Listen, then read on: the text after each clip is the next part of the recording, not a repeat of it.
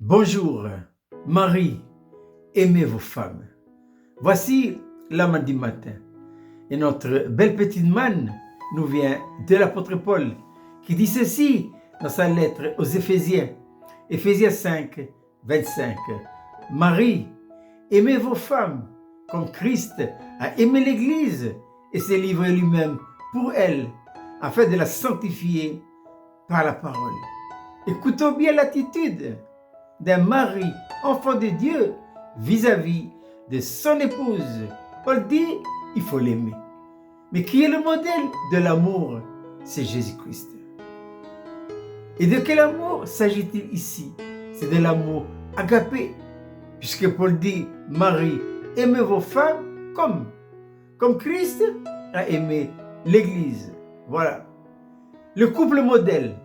Il n'y a pas de couple modèle sur la terre.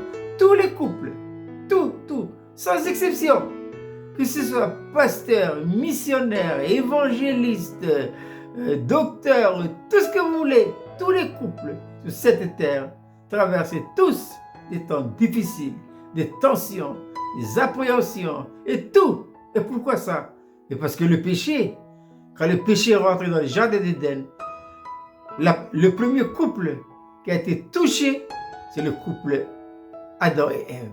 C'est ainsi que tous les couples maintenant, ils traversent tous, sans exception, des temps difficiles. C'est pourquoi l'apôtre Paul dit ce matin, Marie, aimez vos épouses comme Christ a aimé l'Église. Le couple idéal se trouve où maintenant? Le couple idéal se trouve au ciel. C'est qui ça? C'est Jésus et l'Église. Puisque Paul dira dans sa lettre aux Éphésiens, il nous a ressuscités ensemble et il nous a fait asseoir ensemble avec lui dans les lieux célestes.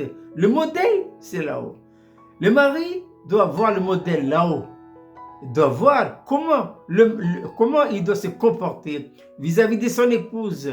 Et l'épouse aussi doit regarder là-haut. Comment l'Église se comporte vis-à-vis de son mari. Le modèle, il n'y en a pas sur la terre. Il n'y a pas. Ça n'existe pas.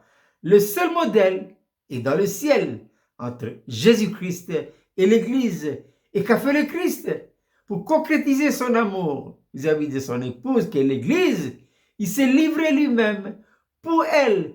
Mais que signifie cette expression? Il s'est livré lui-même pour elle. Ça veut dire tout simplement qu'il s'est positionné sur l'autel. L'autel dans l'Ancienne Alliance nous parle de la croix dans la Nouvelle Alliance. Et pourquoi l'autel et la croix? Parce que sur l'autel et la croix, c'est là où le Saint-Esprit allume le feu.